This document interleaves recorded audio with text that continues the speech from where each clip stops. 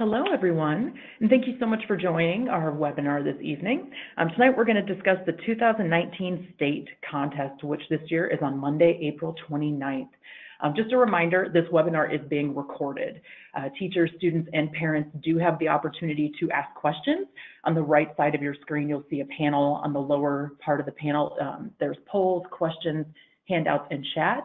If you'd like to ask me a question, please click on the question arrow and type in that question. After every slide, we're going to be taking a peek.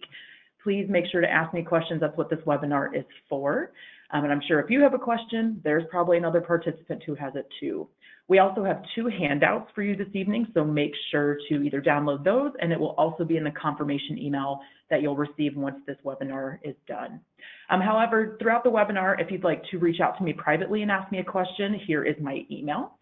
You'd also like to give me a call, happy to chat with you as well. All right, so let's go ahead and get started. Tonight, I want to go over some of the big elements of the state contest and make sure everyone's feeling prepared. We want the National History Day contest to be stress-free. We want you to have a great time, so please utilize this webinar and ask me all the questions that you have. So tonight, we're going to go over how to prepare for the state contest. So that's going through your judge comment sheets, preparing your project, or getting ready to travel to Des Moines. And then we're going to go over the schedule. So I put the schedule in the webinar, we've broken it apart, and we're going to go through the day. So I highly recommend, if you have any questions specifically for your project or your group project, or parents, if you have questions for me about how things are going during the day, please send those questions in. And then we're going to go over category information and the checklist. And then towards the end, I will just leave it open for any questions or concerns that you have. Now, throughout this PowerPoint, I have shared items from the state contest guide. So all the information we're going over tonight is in the state contest guide. So if you don't have that downloaded and with you right now, here is the link. After this webinar, you're more than welcome to go and download that. All right, so preparing for the state contest, what do we need to do in the days leading up to Monday, April 29th? So first things first, as many of you know, we do not have a registration process this year. So what we've done is pulled all the state qualifiers into a spreadsheet, and all the students who are advancing to the state contest, we already have a seat for you. So we've worked with your district coordinators to make sure we have the right information. We've worked with your teachers, and we have all of that prepared. So every single one of you who advanced to the state contest, you already have a seat. However, we do have a registration update. So if you want to update your project title, so let's say you took a look at your judging comment sheets and you want to make some adjustments, that's perfectly fine. Just make sure to submit that you have a project title change. Also, if there's a member of your group that needs to drop out of your group project, or maybe you yourself have decided not to participate, you can also go to the registration update form. If you want to nominate your project for any special awards, we have multiple special awards that we're very excited to announce at the state contest. You're welcome to nominate your project for a special award. So when you go to the National History Day and Iowa State Contest webpage, which is once again in that state contest guide, you can find the registration update form and submit these 3 different items. There's also an entry fee. So if you're in the junior and senior division, it's $20 per student. Not per project, but per student. If you're a youth division student, so 4th and 5th grade, that is $15. So we are sending teachers an invoice. Teachers on this webinar, if you have not received your invoice yet, we are getting those to you this week. So if you're trying to work with a purchase order and you don't think it's going to be in our office by the deadline, that's perfectly fine. Please just let me know about that. We can make sure that we have a marker knowing that you will pay. But please let me know if you have any questions about the entry fee. Parents, if you're on this webinar, please make sure to reach out to your teacher to see if the school district is paying or if you need to cover your student. The judging schedule. So every year we send out a tentative judging schedule, and this year it's going to be posted on April 15th at iowaculture.gov/NHD. So parents, you will also be able to jump on the website and see when your student is being interviewed by judges. So this schedule will include the judging locations and the times of each entry. Please make sure to review the schedule carefully for spelling errors or omissions. So if there's another event going on that day, for example, I have a couple students that have a track meet that afternoon, and if they needed an earlier judge time, they are going to reach out to me. So if there's something like that in your schedule that you really need an early judging time or you need a later judging time, please take a look at the schedule and get a hold of me as soon as you can, and we're happy to help you adjust that. So if you have any of these issues, please get a hold of me by April 18th at 5 p.m. Judging evaluations. So as you noticed with the district contest, judges provide their feedback on comment sheets. At the state contest, those comment sheets are organized by school and by teacher. We scan them and we email them back to the teacher. So teachers, you will be receiving these comment sheets by Friday, May 3rd. Also, students, if there's a situation where you're unable to attend the award ceremony and you make it forward or you're advancing to the national contest, we will be mailing your medal and your certificate to you. For those students who do not move forward, your certificate will be mailed to your teacher. And really quickly, I just want to touch base on hotel accommodations. So these are the 2 hotels that we have in Des Moines. So Embassy Suites, which is in the East Village area. It's actually closer to the State Historical Museum of Iowa. And we have the Hilton downtown Des Moines. So both of these hotels have block of rooms for History Day. So all you need to do is either call these numbers and mention National History Day, or you can reserve online. You just need to let them know that you're with the National History Day in Iowa block in order to get these rates. And if you have questions on parking, please make sure to ask those when you're making the reservation. I do know for the Hilton Des Moines downtown site, sometimes street parking can be a little bit more expensive, so just make sure to have that conversation with the hotel. And I will note the Hilton Des Moines downtown is actually connected to the Iowa Event Center by Skywalk, so you won't even have to go outside, but both hotels are beautiful. All right, and I'm actually just going to pause here and take a look and see if we have any questions about any of the first things that I mentioned. What are the special awards? So there's a question on here about special awards. If you can go to the iowaculture.gov/NHD, we actually have a list of all the special awards that are offered. So some of them are sponsored by National History Day in Iowa. We have many cultural organizations, other museums, other supporters across the state that offer special awards to Iowa students. So when you go into nominate your project, you'll be able to see the descriptions of those of the special awards and nominate your project for those.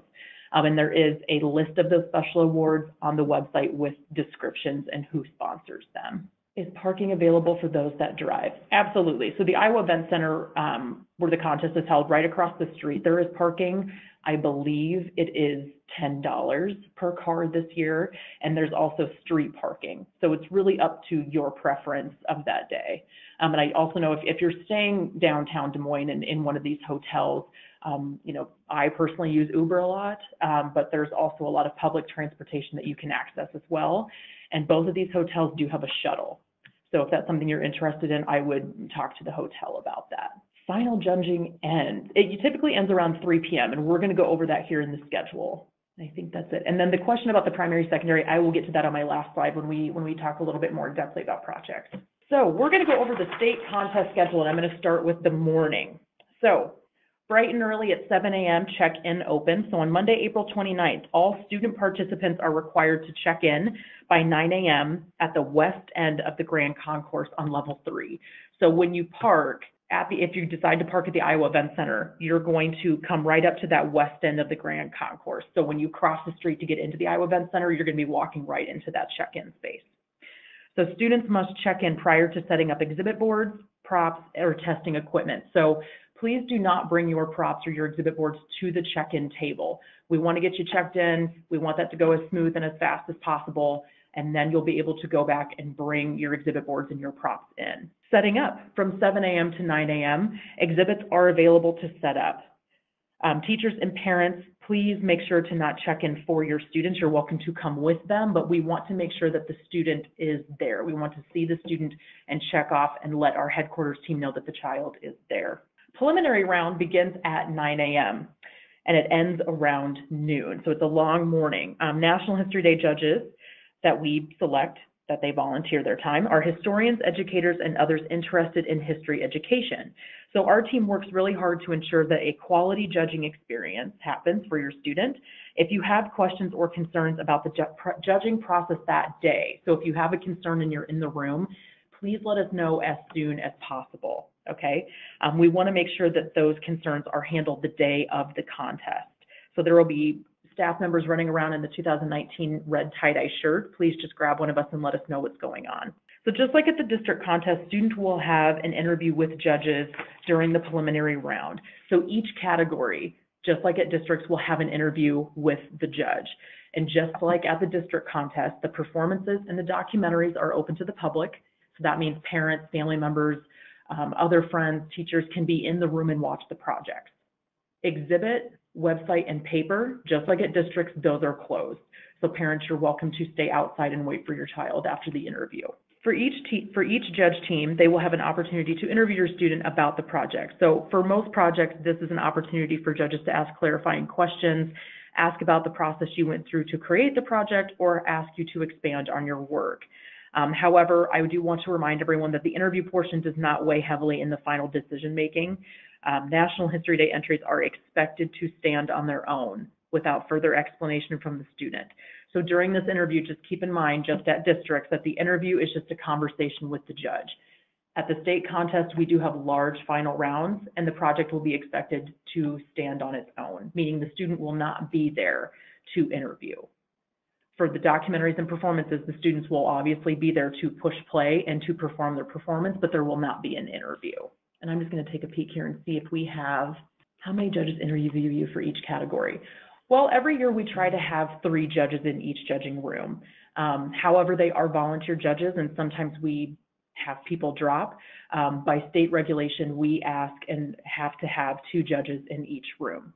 So it might vary depending on which room you're in. There might be a judging room with 3 judges, and there might be a judging room with 2. But we always have to have at least 2 judges in the room. And just to clarify, I see the question about when does final round judging end? It ends at 3 p.m. But how long does each conversation with the judges last? So this really depends on the category that you're in. So documentaries and performances, you technically have 20 minutes in the room, but 10 minutes of that is your performance or your documentary, and that 5 minutes of setup, and you're able to chat with the judge that 5 minutes during your teardown. Exhibits, you have 10 minutes. So the judge will approach, they will ask for that process paper, that annotated bibliography. They're going to review that for a few minutes, and then they initiate the conversation with you. For papers and websites, these judges have been able to review your project prior to the contest. So during that 10 minutes that you have with the judge, it's kind of a combination of asking you specific questions, allowing you to elaborate, or maybe they took some notes or have some edits they want to share with you. How many students from each category go to the national competition? We push forward 2 in every category. So it really depends on how big the groups are. Every year it varies. So for group projects, you can have 2 to 5 students. So I don't have a specific number of students that go to nationals each year, but we send 2 projects in every category forward. Will we be able to leave in between the presentation and the awards? Absolutely. So the day is really yours after you do the interview with your judge. You're welcome to go to lunch. We have a couple activities throughout the day that we're going to go over here in a few minutes in the afternoon. The Iowa Hall of Pride is right next door. If you and your family want to go to lunch and come back, that's perfectly fine. I would advise you to use that time and, explore the city if you have the time, or you have the chaperones, of course. But yes, you are able to leave between the presentation and awards. What is the difference between the preliminary round and the final round of judging? Well, preliminary round is when everyone has the opportunity to compete, and there's an interview. So everyone goes through the first round of that preliminary judging. From the preliminary round, judges will rank all the projects they see in the room, and the top 2 go forward into the final round. So for example, let's say we had 4 preliminary rounds of junior group exhibits. That means 2 from each group are moving forward into a final round. So that's 8 projects in the junior group exhibit final round, and 2 from that will go forward to the national contest. About how many students go to state? We had around 600 students each year. I think this year we're at 592 was the last number I looked at. Since we don't have a registration process, we're able to see how many kids are moving forward, but we've already had a couple drops. So really it's between 590 to 600 every year. Are the group and individual performances separate categories of judging? Yes. So at every single category is separated. So junior group performances and junior individual performances, those are judged separately.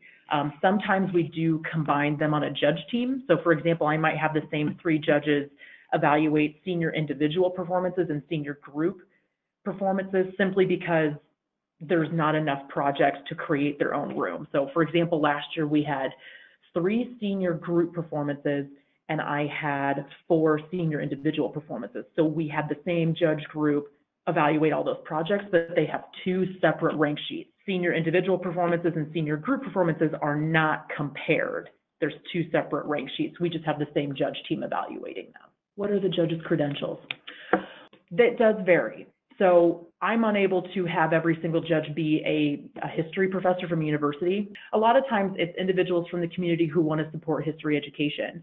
There is an online training that they go through organized by me, and there's a day of training that they go through organized by me. They are also put on a judge team with a veteran judge, and the veteran judge leads their judge group. We call them captains. So when it comes to the portion of deliberation, the captain judge takes lead of that deliberation and advises the new judge on how to evaluate those projects. All right, so we're going to keep moving forward here, and we are going to go to the afternoon portion of the state contest schedule. But keep sending in those questions. This is awesome. I love participation. All right, in the afternoon, it's a little bit more freeing. So we're really excited about this afternoon activity from 2 to 3 p.m. Thanks to the Iowa Public Television. We are going to have a documentary screening. So they have shared with us one of their new documentaries, and you will be able to see which one that is the day of. We don't have the title of it yet, but we're really excited for that partnership. So there will be a documentary you can watch in Grand Ballroom A from 2 to 3. At 3 p.m., we are going to post the preliminary round results. So this is a little different than at districts, where at districts you would just need to know who's moving forward in the documentary and performances.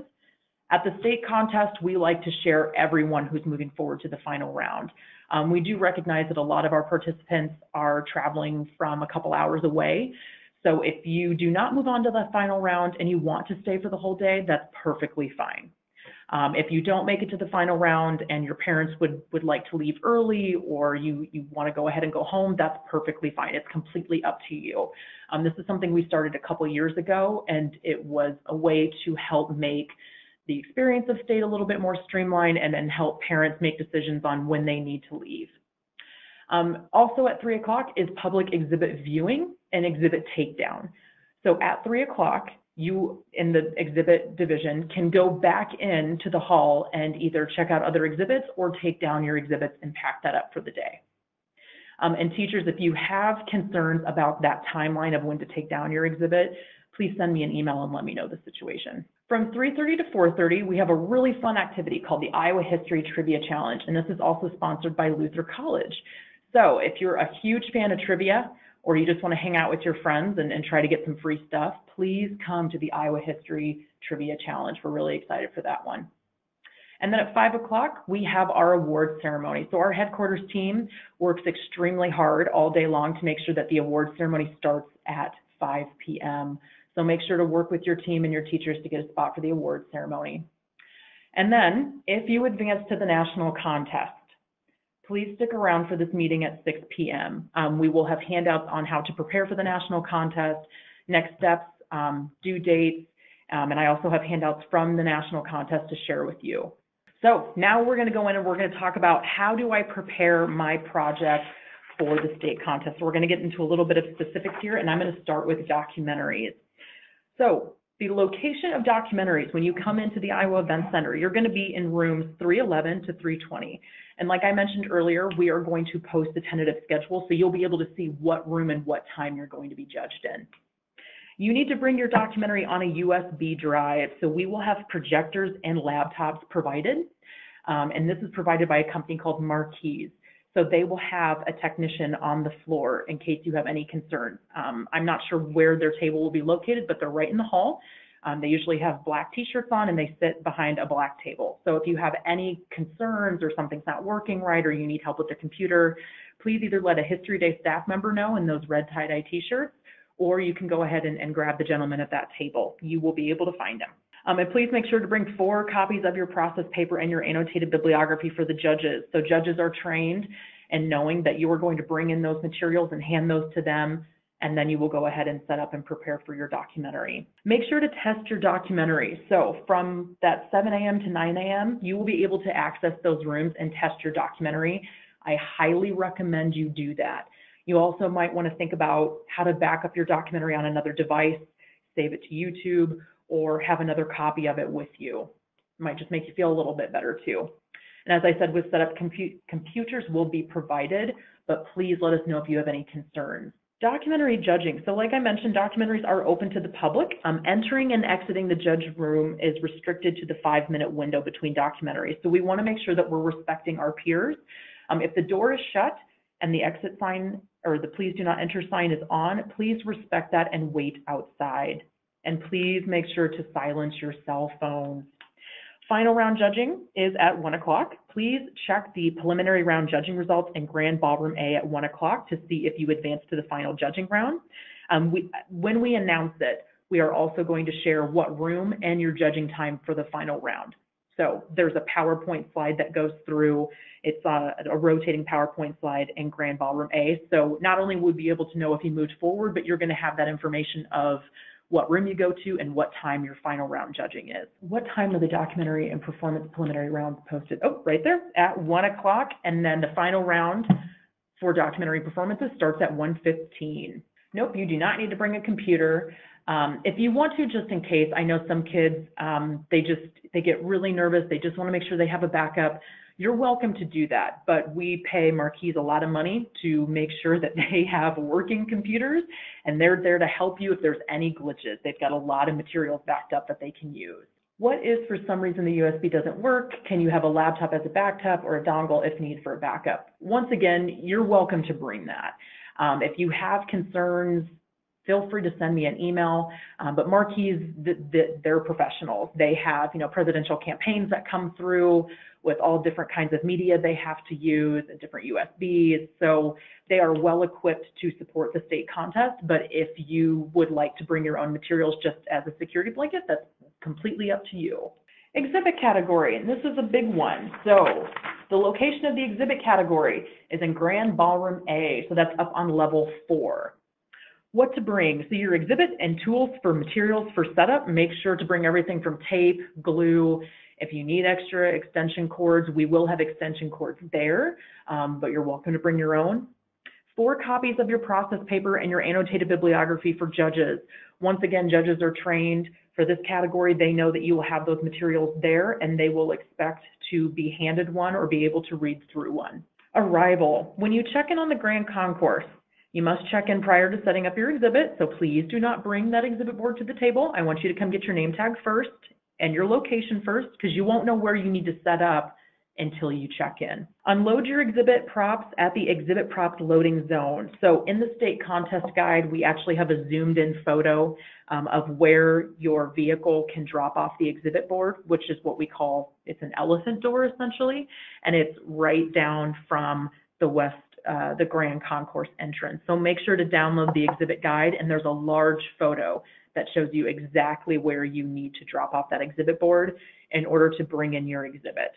And you will need to use the escalators to get up to level 4. So just make sure that you download the state contest guide, and it's on page 13. And then once you get into the Grand Ballroom, you're going to need to locate your entry number and proceed with the setup. So your name tag is going to have your judging time and your entry number on it. So if you don't know it prior, you don't remember it from when you looked up the schedule online, that's fine. You're going to have it on your name tag. So you're just going to need to set up where your entry number is on the table. For setup, if your exhibit requires walk-around space, please let me know as soon as you can. So I organize those exhibit boards by if you have certain needs or you need walk-around space, if it rotates, or if you need electricity, please just let me know. You can bring a 50-foot or longer extension cord and power strip if your exhibit requires it. So I just recommend if you need extra power, please bring it with you. And please make sure to have your board ready by 9 a.m.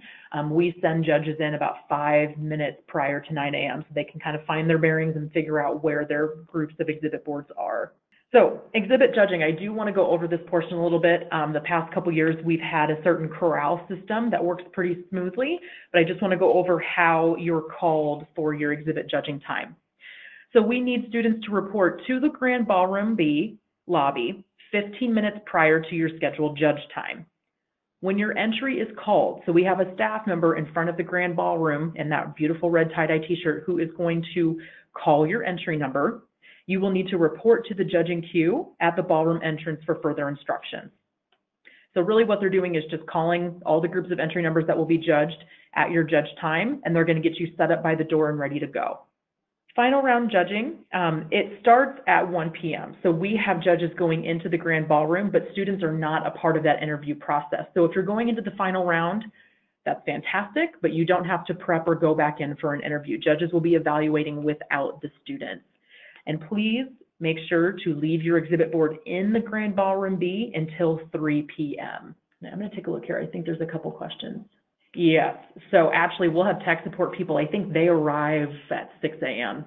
So there will be tech support people on staff at 7 a.m. when students start testing.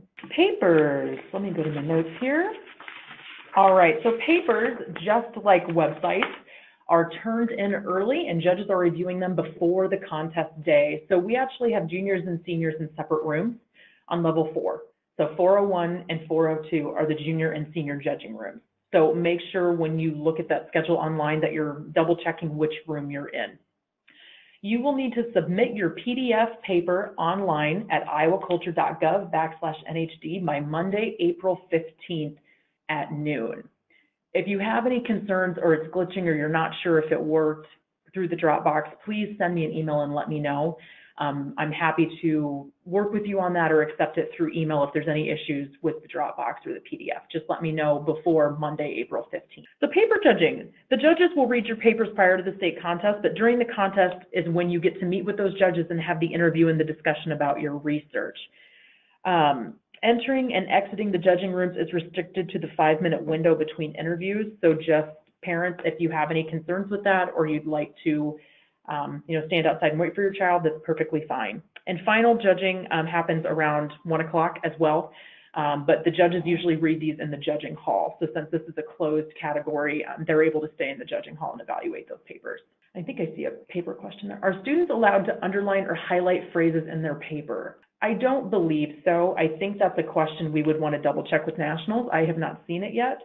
And once again, I'm not sure if you're wanting to highlight like a specific quote, but I think they would probably lean more toward bolding. But once again, if you want to send that to me in an email, I'm happy to forward that to nationals and see what they say. Performances. All right, so performances are on the same level as documentaries. Let me just pull up my notes here. So performances are in rooms 302 to 310. So that's on level 3. It's right across from documentaries. So performances and documentaries are open to the public and they're on the same level 3. So what to bring? Any props or backgrounds needed for your performance. Please note that National History Day in Iowa and the Iowa Event Center are not able to provide props for you. So if you need a projector, for example, for your performance, you're going to need to bring that yourself. You will also need to bring 4 copies of your process paper and your bibliography for judges. So just like documentaries, when you come into the room, please make sure to hand those over to them so they can take a look at that as you set up. Arrival, when you check in on the Grand Concourse, please make sure not to bring your props into the check-in table. We actually have a room set aside for you. It's room 301. That's where you can bring your props in. So it's the very first room on the left behind the check-in counter. So when you walk in, just ask, I'm a performance category. I'd like to put my items in the prop room. The check-in table can lead you there. So you can put any of your props in that room that you'd like. Just remember that everyone at the contest that's in a performance category is also going to be using that room. So please do not leave any valuable items in that room. If you have a 9 a.m. judge time, you are welcome to set your props up in the assigned room by 8:50. So just double check that schedule online and just have a plan with your teacher or your parent on how to do that. Students may have help carrying props into the judge room. However, students are required to complete all setup without help from parents or teachers. So I have alerted judges if it's a huge bookcase or someone needs to open the door to make sure the student gets all their props in, that's perfectly fine. But parents, please note that the student does need to set up all their set pieces, all their costumes themselves. Like we said, performances are open to the public. Entering and exiting the judging room is restricted to the 5-minute window between performances. So just like documentaries, please be respectful of other people's performances. If the door is closed, you're going to need to wait till it reopens. And final judging for performances is at 1:15. So documentary and performances, we will begin final round for you at 1:15. And please check the preliminary round results in Grand Ballroom A to see if you advanced on to the final judging round. So you will have to perform again, but there will not be an interview. All right, I do see a question here. For papers, translations are not counted towards the word count, correct? No, they are not. So for example, there was a project this year that had Korean, I think it was a primary source in Korean, and they wanted to translate it, and I double checked with nationals, and no, translations do not count towards the word count. These are good questions, guys. Thank you. All right, last but not least is our website category. So just like papers, websites are locked prior to the contest, and judges are reviewing them about a week and a half before the state contest. So please make sure to publish your website by Monday, April 15th at noon. What you will need to bring: nothing. Websites, your process papers, and your annotated bibliography should be included on your website. You do not need to bring copies to the state contest. Our judges are bringing their own laptops. You're welcome to bring your own laptop if you want. However, judges in this category were required to bring their own. Preparation. On your process paper and your bibliography page or PDF, make sure to include the number of student-composed words on your website and the total number of words in your process paper. I've had questions about this. Please just make sure to put those numbers. A lot of times kids will put it on the very first page of their website. So the student-composed words and the total number of words used in your process paper on your website. Let me take a look here at my notes. So website judging, they will be evaluated. These websites will be evaluated prior to the state contest, but at the state contest is when you'll be able to have that interview or that conversation with the judges. So just like the exhibit category, Grand Ballroom B, websites and exhibits are in the same Grand Ballroom B. For websites, you'll need to report to the Grand Ballroom B lobby 15 minutes prior to your scheduled judge time. So just like exhibits, when your entry is called, when your entry number is called, report to the judging queue at the ballroom entrance for further instructions. So we'll get you set up and in line, and when that door opens, they're going to let you guys all in. And you'll be able to know, you'll know which table you're going to. The tables will be labeled for which exhibit group you're going to or which group of judges. So website, just like exhibit, that judging is a closed process, but Grand Ballroom B will be open to the public from 7 to 9 a.m. and after 3 p.m. And final round judging for websites takes place in the judging hall. So you'll know if you're going to move forward in the final round, but you won't have to prepare for another conversation with the judge. They evaluate those privately. Okay, I do see a couple questions. How do we know which performances need to perform for finals? So when we post the performances and the documentaries at 1 o'clock in Grand Ballroom A, there's a PowerPoint slide that plays. And it will be set up in the same schedule as the tentative schedule, meaning it's going to say the entry number, it's going to say the performance title, it's going to say which room they're going to be performing in and what time. So it's a schedule that rotates. So you will know if you're going into the final round because you'll be able to see your performance title and your entry number. What about papers in terms of word count of translation? Once again, translations don't count. So if you're translating something in your historical paper, let's say you're in the paper category and you translate something, translations of any kind don't count towards the word count. How much time do we have for multimedia like video or audio? For websites, you have 4 minutes total. So if you have a speech and then music is playing and then there's another video, those 3 media pieces together equal 4 minutes. All right, so I think now we are just open to any questions or concerns that you have. Just anything that I've talked about. I know I want to go up and look at that primary source question I had. I don't know if teacher mentioned she is waiting for invoice from district or registration fees. Any idea on that? If it's an invoice from me, we're sending everything out this week. If it's from a district, happy to help with that. Just please send me an email. I would just need to know who the teacher is and which district contest they went to. How many primary sources are recommended? There's not a max and there's not a limit. You know, for me personally, it depends on the topic. If it's a well-known topic, you know, like let's say a civil rights topic or something that, you know, is a more popular topic that more historians have done evaluations or analysis on, I would expect a large number of primary sources. But it really depends on the topic. For example, if you're doing a medieval topic, you're really limited on your primary sources.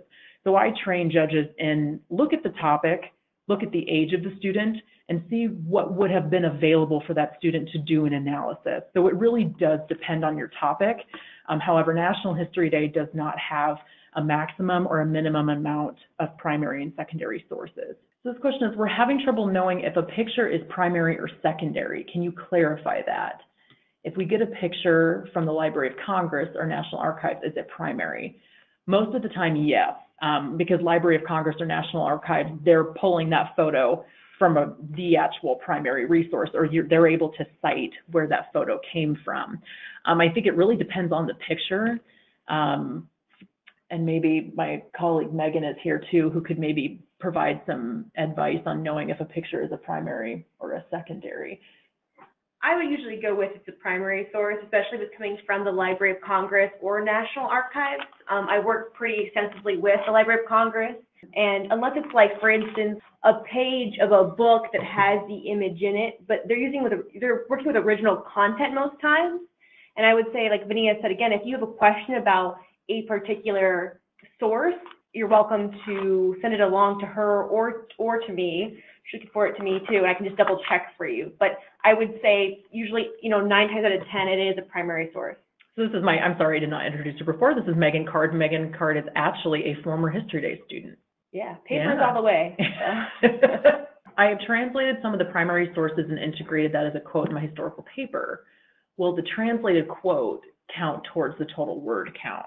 Once again, translations do not count. What they're going to count is your written words.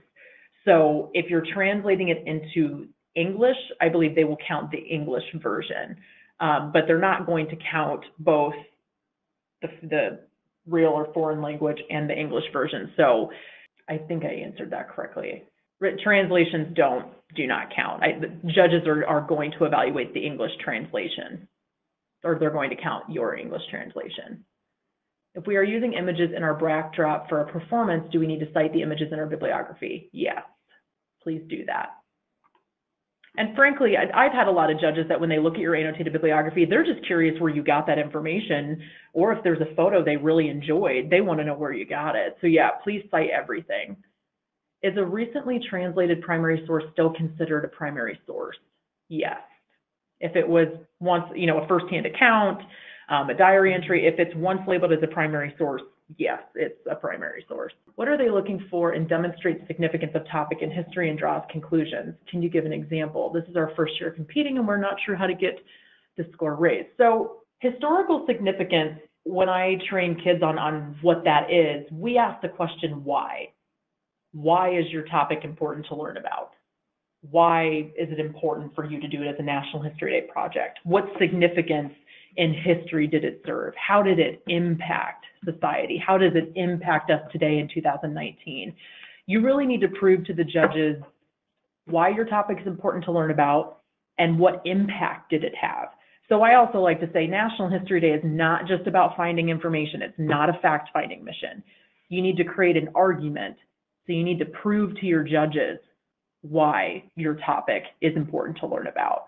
What's so important to what impact did it have, short-term and long-term impact. So when we talk about short-term impact, I always use the example of the women's right to vote. When it deals with significance, why was earning the right to vote, why was that so impactful? And what's that short-term impact? Right after they have the ability to vote, how does the public react?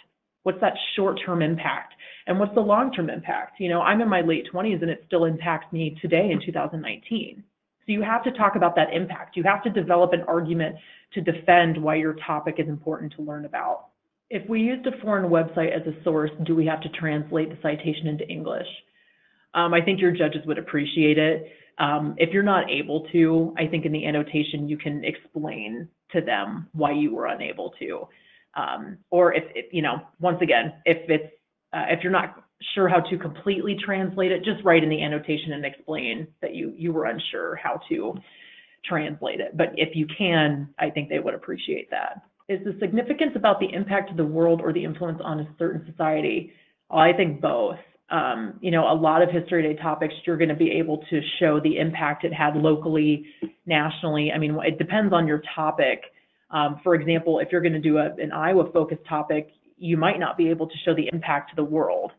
It's going to have a local impact. But if we're talking, World War I, World War II, you're going to be able to talk about the impact across the globe and within a certain society. So I think it really depends on your topic. And if you have specific questions, to your topic about this, we do have mentors that we can get you connected with, or I'm happy to further review your topic and let you know. How long can a caption be before it's taken into the word count? Well, if it's so for example, if you're looking at a photo and you have a citation and you write a caption underneath it, that whole caption is a part of your student composed word count because those are your words, unless it's a quote. These are good. I hope I'm answering everything. Does anyone else have any other questions? And once again, if you want to send me an email for specific questions, or parents, if you have questions for me, please feel free to send me an email or give me a call. Is it okay if your word count is a bit off? If it's higher than the word count, technically that's a competitive advantage. So you want to make sure you're at the word count or lower. If it's lower, that's okay. I would just encourage you to use as many words as we're giving you. What does a good process paper look like? That's a big question. There are a couple examples on the National History Day in Iowa website, but the process paper is the opportunity you have to tell the judge why you did what you did. Why did you select that topic? Why do you think it's important to learn about? Can you explain the connection it has to triumph and tragedy in history? The process paper, I like to say, is kind of that explanation as to why you did what you did. So there's a lot of great examples on the National History Day in Iowa website. But once again, I would recommend for you to maybe chat with your teacher, have them proofread it, and give you some advice on some things you could add. And you do have a 500 student composed word limit with your process paper.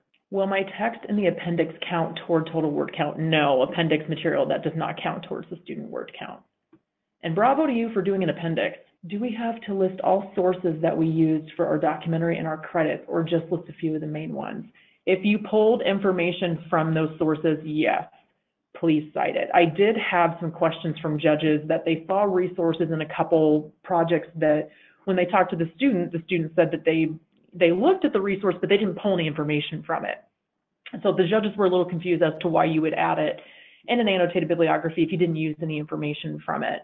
But for example, if it was a secondary source that you used and it gave you some context, go ahead and place that in your bibliography. But if you have sources on there that maybe you read once, but you didn't pull any information from it, you don't have to put it in your bibliography or your documentary, I'm sorry. How much does website design account to our score? Clarity of presentation is 20%. And I'm very frank with my judges in saying we don't want projects moving forward that don't have strong 60% historical quality or that strong 20% relationship to theme. So your website design at the state level is going to be looked at a little bit harder, yes, because you've already gone through one evaluation. But what we're really looking for is your research.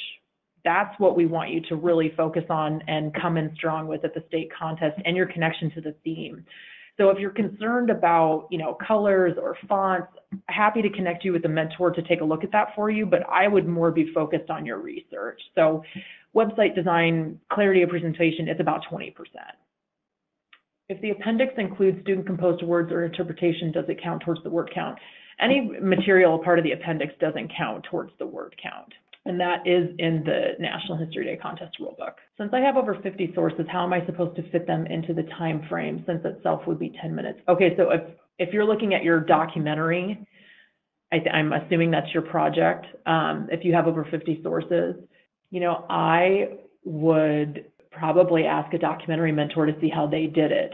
If you're talking about the credits after a documentary, you don't have to add your annotations. It's just those sites of the sources that you used, those credits. That one, I would even suggest you contact the national office if you have concerns about that.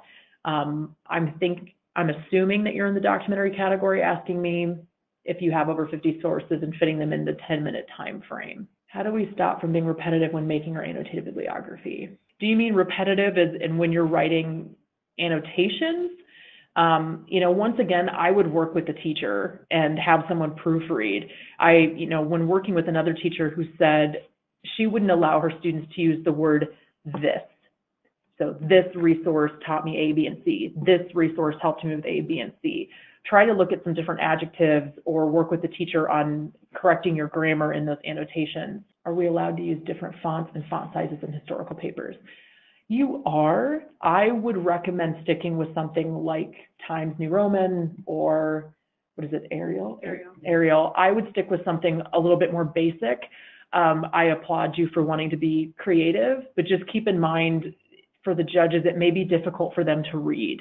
So I would recommend sticking with the black color and just a basic font. And just remember for the state contest, it has to be an 8.5 by 11 size paper. So, and you also want to take a look at your word count, but I would stick with a very basic font and stick to maybe, like a 10, 12 point font, depending on, or size, depending on what font you choose. Less is more. My understanding is that the credits in the documentary are to highlight major sources like group sources, for instance, Library of Congress, New York Times. Yes. The annotated bibliography is where you put all of your sources, and the credits are really just highlights. Do our process paper and annotated bibliography need to be double spaced? No, I'd have to double check the rule book on that one, but no, I don't believe so. No, I would. So for that question, you might want to just look at the contest rulebook for that in the written material section. If we use the title of our source as a caption, do we need to place quotations around it? Title of our source as a caption. I would say yes.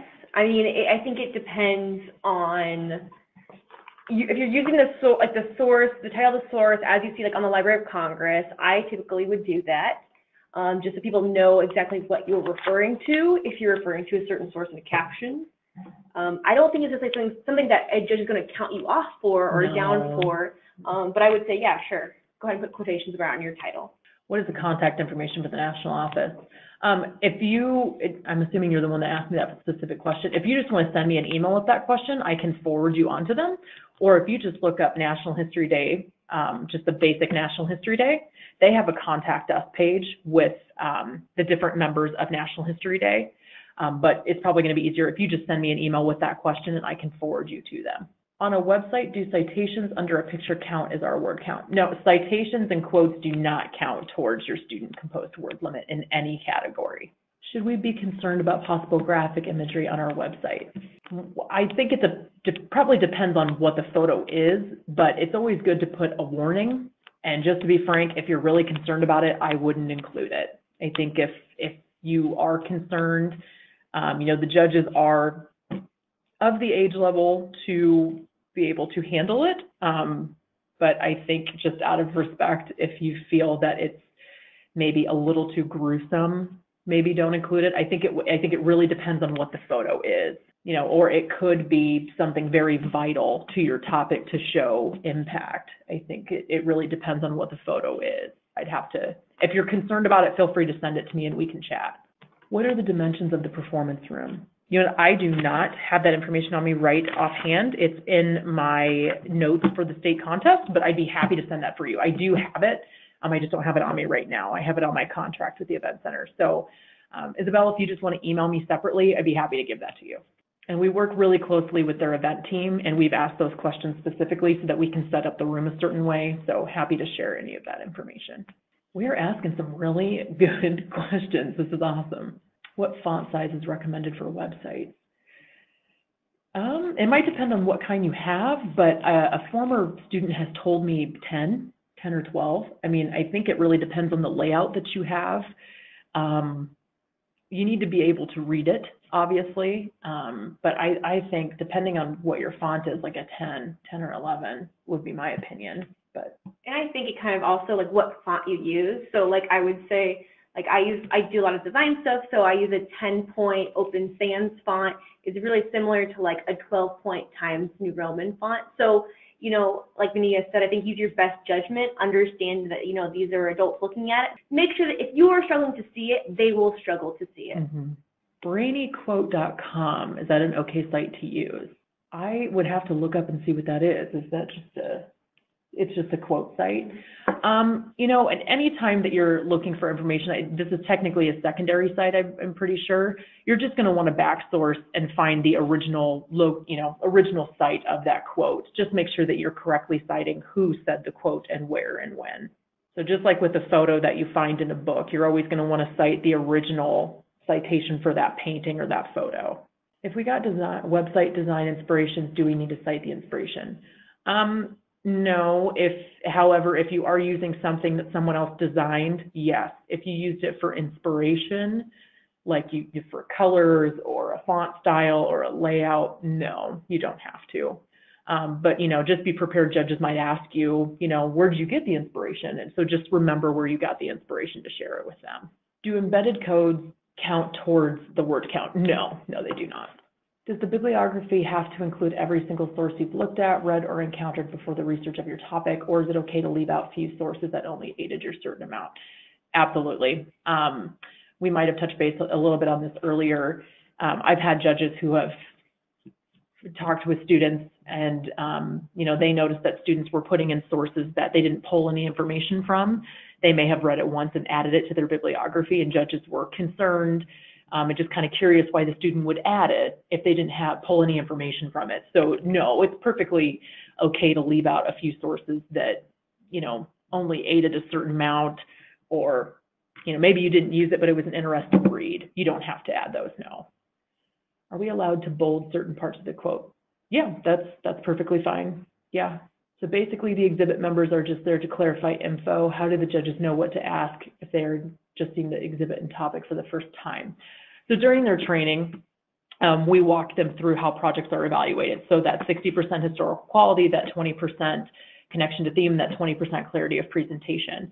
So they are there just to have a conversation with you, but they're also there to evaluate your board with you. So as they're looking at your board, they are looking for that historical quality. They're looking to see if you were able to prove the significance, if you were able to make a connection to triumph and tragedy in history. But they also just want to talk to you about why you did what you did. It's an opportunity for you to look at your project with them, and if they have questions right off the bat, you're there to answer those questions. So once again, if that project goes into the final round, the student won't be there to answer any of those questions. So it's really important that all of the vital information to support your claim, to support your topic, is on your board. Really, it's an opportunity for you to brag about the hard work you did. And I'll say when I judge exhibits, when I talk to the kids, I'm usually asking them about their process, as opposed to, you know, I'm looking at their board for the clarifying info I can really get from their board, ultimately what their project is. But when I'm talking to them, I kind of want to know, like, what was their process to do the research, you know, having them expand on their process paper, and also like what I'm looking at in their anti-bibliography. So that's what, as a judge, as a past judge, that's what I've kind of looked for with interviews or conversations. Do you know how many papers there will be? I, right now, offhand, do not know. I don't have that information in front of me, but there are typically 2 to 3 preliminary rounds for junior and seniors, because once again, we accept 2 from each category. So I don't have one offhand, but I know that there's a couple preliminary rounds for both juniors and seniors. If we didn't receive any feedback from regionals, should we still be editing our project? Absolutely. And if you didn't receive feedback, please let me know which contest you went to. Because if you didn't receive your comment sheets, happy to pair you with a mentor or have somebody take a look at it. But I also want to know why you weren't able to receive it. What are some example questions that the judges might ask for documentaries? I might need your help on this one too.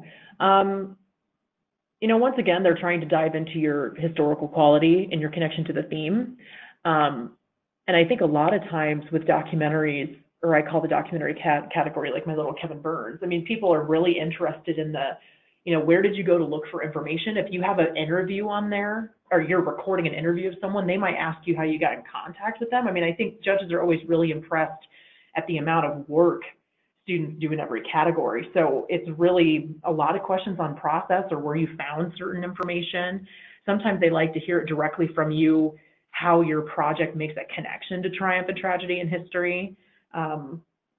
Yeah, I mean, you want to kind of ease the student in as a judge, so usually you start with kind of an easier question, like, what interests you about this topic to start researching it. And I think going from there, I like to look at like the anti-bibliography and see if there's certain sources I want to ask them about, or ask them, what were the challenges you faced when you were researching this and why? How did you overcome them? If there's certain interviews, like Benia said, why did you decide to interview this person in particular? What were the, challenges or benefits from getting their perspective? So that's kind of what I think a judge would be asking a student. For a performance, how detailed does our costume need to be? It could depend on the topic. For example, I saw a performance about, I think it was one of my first years, but she was a Norwegian immigrant, and so she had on a traditional bunad, or the traditional dress, Norwegian dress, and it's very detailed within the construction. And so she did a really good job on that detail because it showed historical context to her character. However, I've seen performances where it was just a suit jacket and a microphone to be a reporter. I always think less is more. What I care about is how the character is being portrayed through the student. I don't want you to get boggled down with design and detail, because once again, I really need to hear that historical quality. And it may not matter how beautiful the dress is, but if I don't have an understanding of your significance or the context, the costume isn't going to matter as much to me. It's really about how the character is portrayed, but you do have to have those pieces to represent who you are being. If you're being a president or a certain president, Abraham Lincoln, if I don't see the beard and the hat, I'm not going to know you're Abraham Lincoln. So it's small little context clues that help the judges understand who you are, and showing that personality. But I always think less is more. Are there any other NHD people or resources we could get feedback on our projects besides just the feedback and teachers? Oh, absolutely. Just shoot me an email. So we do have the mentorship program through National History Day in Iowa. I do have a handful of mentors that'd be happy to chat with you or take a look at your project. And I also always advise, other community members. Maybe there's a local historical society that would be happy to take a look at your projects for you. It might depend on where you live. I'd be happy to contact those organizations and see if there's a staff member available. But yeah, just shoot me an email. Happy to get you in contact with someone. All right, guys. Well, it's about 7:03, so I think we're going to start winding down here. But just FYI, for those who move forward to the national contest, we will be having another webinar just like this on May 6th. And also for those asking for, support or looking at at talking to a mentor, this is the website that you can go and register to meet with a mentor. So it's the National History Day in Iowa Workshops and Assistance page. We also have some great recorded webinars on each category. If you just kind of want a refresher as you're editing your project, feel free to watch those as well. But thank you so much, everyone who participated and sent in questions. This was really awesome. This is the first year that we've done a webinar like this, and I think we're definitely going to continue. Once again, if you have any questions for me, or just want to chat about something, or parents, if you have specific questions, teachers, please get a hold of me. I want to make sure that History Day is an exciting and stress-free experience, and we will see everybody on Monday, April 29th. Thanks, everybody.